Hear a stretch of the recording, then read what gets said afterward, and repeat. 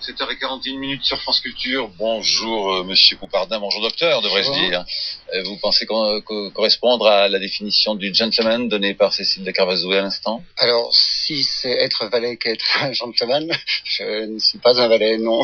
Je suis plutôt désobéissant dans la mesure où je pense que le métier de médecin demande toujours l'esprit critique et que ne pas l'avoir me paraît pas du tout bien séant aujourd'hui dans la société qu'on nous bâtit aujourd'hui. Oui, non, je ne fais pas référence à la question du valet, mais justement à la vraie définition donnée après, quoi, celui au fond qui fait le bien, qui prend ses responsabilités. Oui. Effectivement, moi, j'estime que dans l'affaire qui m'oppose à la direction de la sécurité sociale, j'ai pris mes responsabilités et je les assume totalement.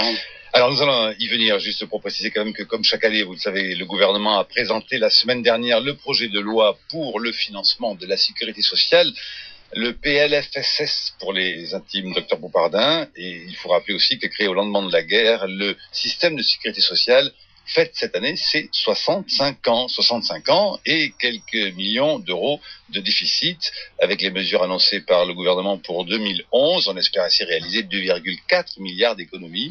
On est bien loin de combler le trou, mais les mesures n'en sont pas moins douloureuses. Qui va réellement être mis à contribution?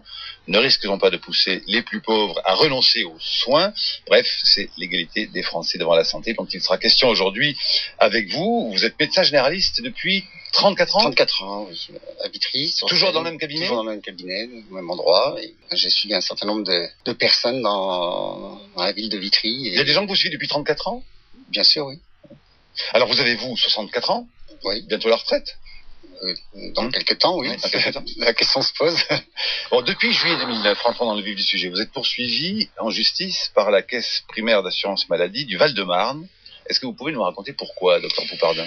Alors, la raison qui est donnée, c'est que je remplis les ordonnances destinées aux patients à 100% de façon incorrecte d'après la sécurité sociale. Alors, qu'est-ce qu'une ordonnance à 100%? Alors, une ordonnance à 100%, c'est une ordonnance des patients graves qui sont dont les soins sont remboursés à 100% et qui sont aujourd'hui, chose nouvelle depuis une quinzaine d'années, séparées en deux parties. Il y a une partie haute dans laquelle les prescriptions sont remboursées à 100% et une partie basse dans laquelle les médicaments ou les prescriptions sont remboursées au tarif habituel de la sécurité sociale. Quelles sont, sans les énumérer toutes sans doute, mais quelles sont tout de même alors les maladies qui sont remboursées à 100%, ce qu'on appelle les affections longue durée? Les affections longue durée, il y en a une 30. Il y en a 30 aujourd'hui en France. Ça va des cancers, des infarctus du myocarde, de l'hypertension grave, du diabète, de maladies rhumatismales chroniques, et de maladies neurologiques, sclérose en plaques, etc. Le sida? Voilà, enfin, il y a un certain nombre d'affections qui sont reconnues graves et coûteuses et qui seront prises en charge. Et c'est un projet aujourd'hui des gouvernements de supprimer ce régime de l'ALD. Et je pense qu'au contraire, il est vital de les maintenir parce que sans ce régime d'ALD, beaucoup de gens ne pourraient pas accéder aux soins aujourd'hui. Donc, en tout cas, pour l'instant, quelqu'un qui suit un traitement dit d'affection longue durée, donc remboursable à 100%, mais est en même temps remboursé donc totalement des médicaments que le médecin lui prescrit. Alors, et qui ne paye pas, qui paye avec sa carte vitale. C'est là où le problème est. Avant 87, les ordonnances étaient unisones, c'est-à-dire que la personne qui était malade et qui était atteinte d'une affection de longue durée voyait toutes ses prescriptions prises en charge à 100%. Aujourd'hui, on demande... C'est-à-dire donc des médicaments qui traitent son affection, des médicaments, des prescriptions d'analyse, de radiographie... Et des autres. De toutes les prescriptions qui relevaient pour cette personne qui était reconnue à 100%. Aujourd'hui, on instaure une limite, une zone... qui fait que tout n'est pas remboursé et on demande aux médecins aujourd'hui de faire le tri entre les zones. Il est évident que ce tri ne représente aucun intérêt pour les patients. Au contraire, il s'agit de les faire payer davantage. Il ne présente aucun intérêt pour les médecins parce que ça ne les aide pas du tout à faire leur travail. Ce n'est qu'un intérêt comptable et on demande aux médecins aujourd'hui, c'est ça qu'on appelle la maîtrise médicalisée des soins, d'être les acteurs actifs, si je peux dire, d'un certain nombre de consignes de déremboursement des soins. Aujourd'hui, les médecins, de plus en plus, refusent d'être les acteurs des remboursements des soins et de la limitation de l'accès aux soins. Le combat autour des ordonnances Bisone, c'est un combat que mènent de nombreux médecins aujourd'hui. Peut-être. Oui, alors c'est ça. Vous ne souhaitez pas vous parler en votre nom propre, puis parce qu'il y a cette action en justice, Oui. mais vous n'êtes pas le seul. Non, pas du tout. C'est une pratique courante. Parce que les médecins sont confrontés au même problème que moi, c'est-à-dire que si les médicaments ne sont pas bien remboursés, eh bien, les sommes à débourser sont de plus en plus importantes pour les gens, et la moitié de l'ordonnance qui est dans la deuxième partie de l'ordonnance est laissée chez le pharmacien, et les gens renoncent aux soins, comme vous le disiez dans votre introduction. Aujourd'hui, le renoncement aux soins, c'est aussi le fait que les médicaments ne sont pas pris et que les traitements qui sont quand même très importants, même s'ils sont pas par rapport à la maladie initiale, les traitements s'ils sont laissés, aggravent la maladie initiale. Et on ne peut pas demander aux médecins aujourd'hui de découper le corps humain en tranches, dont certaines parties seraient remboursées et les autres non, parce que évidemment c'est un non-sens scientifique. D'abord c'est un non-sens éthique. On s'adresse à des personnes et pas à des maladies, mais c'est aussi un non-sens scientifique parce que les maladies retentissent les unes sur les autres, parce que les effets secondaires des médicaments pour une maladie touchent d'autres organes du corps. Moi, je vais vous poser une question naïve, docteur. Oui. Quand même, pourquoi rembourserait-on à 100% des médicaments qui seraient prescrits pour soigner, je ne sais pas moi, une grippe ou un gros rhume ou une angine, alors qu'une angine n'est pas une maladie d'infection de longue durée? Oui, mais le problème, c'est qu'une angine chez une personne qui est atteinte d'une maladie grave est beaucoup plus grave que chez quelqu'un d'ordinaire. Et encore une fois, on soigne des personnes, on ne soigne pas des maladies extraites de bouquins de médecine. Ce sont des personnes qu'on soigne et qui forment une entité globale. Et la survenue d'une grippe chez quelqu'un qui est fragilisé, qui a une bronchopathie chronique, eh bien, c'est dramatique pour elle. C'est quelque chose qui peut être mortel aussi. Donc, il est important de pouvoir soigner toutes ces personnes atteintes de maladies graves de façon à ce qu'elles soient remboursées intégralement de tous leurs soins. Alors, cela dit, docteur Poupardin, vous avez été tout de même accusé, on considère que vous avez fraudé, au fond que vous aggravez le trou de la Sécu. Alors, d'abord... Qui est réel, tout de même. Enfin, voilà, le trou de la Sécu, c'est ce qu'on nous brandit depuis des années. Ça fait 34 ans que j'exerce, mais depuis 34 ans, j'entends tous les ans qu'il y a un déficit de la sécurité sociale. Or, ce déficit est complètement construit, puisque les ressources de la sécurité sociale sont basées sur la masse salariale. Or, qu'est-ce qu'on constate? C'est que la masse salariale, avec le développement du chômage, diminue, alors que la productivité en France croît de façon extraordinaire, et que les profits des grandes sociétés explosent aujourd'hui. Le CAC 40 se frotte les mains, etc. Donc, ce déficit qui est complètement construit ne correspond pas à la réalité. J'étais amusé de lire l'article dans Le Monde il y a quelques jours, où on cite le député UMP Yves Bure du Bas-Rhin, qui dit « L'objectif budgétaire s'est éloigné et nous n'avons pas trouvé de nouvelles recettes ». Bon, il n'a pas beaucoup cherché à mon avis, parce que les recettes, elles existent, elles sont basées sur la masse salariale. Or, dire qu'on va régler les problèmes de santé sans toucher à cette masse salariale, sans l'augmenter, eh bien c'est complètement utopique, et on est devant une campagne idéologique majeure aujourd'hui de culpabilisation des personnes et des médecins pour les premiers renoncer aux soins, et les autres, pour les médecins, de se creuser la tête dans tous les sens pour faire des économies, alors que ce dont il est question, c'est du détournement des salaires et de l'accessibilité aux soins que la sécurité sociale pouvait permettre d'avoir jusqu'à ces dernières années. Mais attendez, docteur Poupardin, vous êtes médecin ou vous faites de la politique?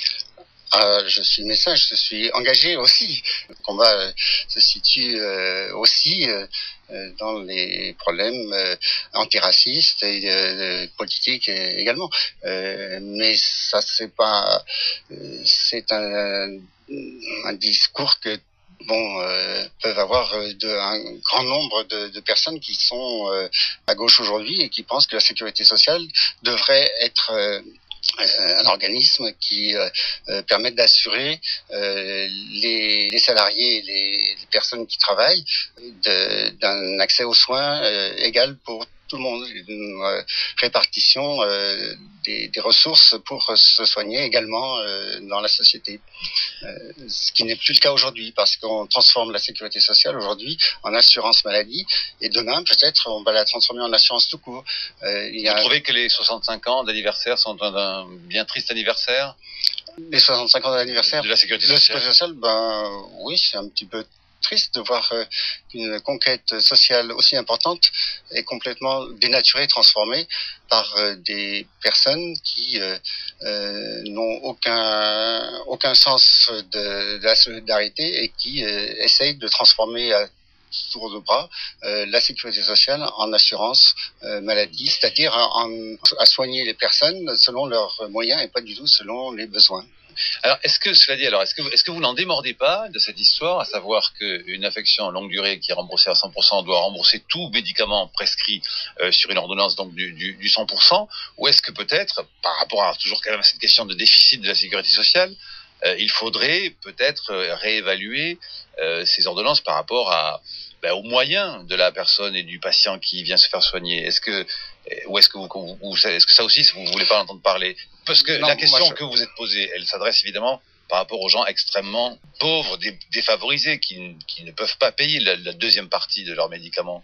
Ou est-ce que c'est pour tout le monde pareil? Il y a tout un courant d'idées aujourd'hui qui dit il suffit de faire une sécurité sociale pour les pauvres, et puis pour les autres personnes, eh bien, on va faire des assurances privées.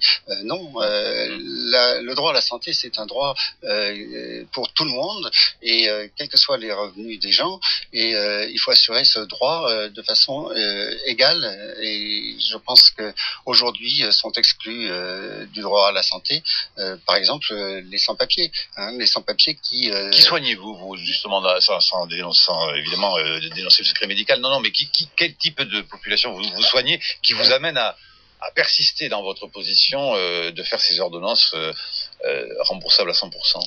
Oui, je soigne. J'habite à Vitry, donc une banlieue ouvrière. Composé de salariés, d'enseignants, de chercheurs, de chômeurs, de femmes au foyer, de personnes âgées, de familles roms, de travailleurs étrangers, parce que j'ai un foyer de travailleurs étrangers à côté de mon cabinet, de sans-papiers qui vivent entassés dans des conditions totalement indignes dans des chambres minuscules. Bon, c'est toute cette population. Mais encore une fois, c'est pas en fonction de la misère. Je refuse l'étiquette de gentil médecin ou de bon médecin qui serait charitable et qui soignerait tout le monde. Non, c'est pas le problème. Le problème, c'est un problème éthique et scientifique de droit à la santé pour tout le monde. Et c'est ça que je revendique aujourd'hui. Je me bats pour qu'il y ait des droits qui soient reconnus et que l'accès aux soins soit quelque chose de réel et pas complètement bafoué comme c'est le cas aujourd'hui pour certaines catégories de la population. Donc plutôt Hippocrate que la Caisse nationale d'assurance maladie? La Caisse d'assurance maladie, dans ses velléités de rentabiliser et de privatiser la sécurité sociale, aujourd'hui nous oblige à renoncer, et c'est ça qu'on refuse aujourd'hui, à des principes éthiques fondamentaux qui font que et on considère les gens malades comme des personnes humaines malades, atteintes de maladies, et non pas, encore une fois, pas à traiter des maladies artificiellement collées sur le papier ou extraites de bouquins de médecine. Alors une audience a eu lieu le 8 septembre dernier au tribunal des affaires de la sécurité sociale à Créteil, et le jugement doit être rendu après-demain, le mercredi 6 octobre. Qu'est-ce que vous encourez exactement? Alors, je suis poursuivi parce que j'aurais commis un préjudice de 2600 € à la sécurité sociale. Je conteste totalement ce préjudice, parce que ce préjudice, vous disiez tout à l'heure, il ne résulte pas d'une fraude. Je n'ai commis aucune fraude, il résulte d'un désaccord entre les médecins conseils et moi-même sur la répartition des médicaments pour des personnes malades. Or, ce débat-là, il n'a pas eu lieu au tribunal. Il y a un désaccord. Je suis prêt à rediscuter avec les médecins conseillers s'il le faut, mais je pense que en agissant de la façon dont j'ai agi, j'ai au contraire peut-être prévenir des complications de maladies qui auraient coûté beaucoup plus cher à la sécurité sociale. Donc je ne suis pas du tout d'accord pour reconnaître ce préjudice. Alors, un dernier dernier mot, non seulement j'ai un préjudice, mais j'ai subi aussi une amende qui m'a été décernée avant même que le tribunal ne juge la réalité du préjudice, et cette amende se monte à 4 000 euros. Si on veut empêcher un médecin d'exercer dans un quartier populaire, il n'y a pas d'autre moyen que de le pénaliser de cette sorte sur le plan financier, parce que s'il recommence l'année prochaine, ça va être impossible d'exercer.